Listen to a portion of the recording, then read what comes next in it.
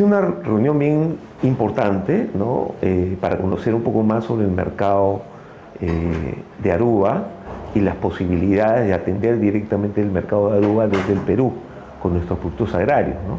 Ellos tienen una necesidad respecto a productos como los blueberries, las uvas, en general los productos agrarios, y tienen una cadena muy importante de hoteles, aparte de la población, que requiere este tipo de alimentos. Sí, nosotros tenemos también como objetivo ampliar los mercados internacionales, y Aruba es un mercado interesante, ¿no? Ahí tenemos que ver un poco la demanda, los meses y el tipo de producto que requieren para ver cómo podemos abastecer desde Perú.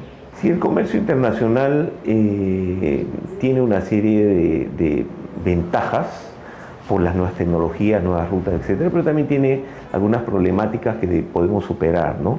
Todo va a depender de las necesidades, del volumen y de las capacidades que requieran, ¿no? Por cada temporada.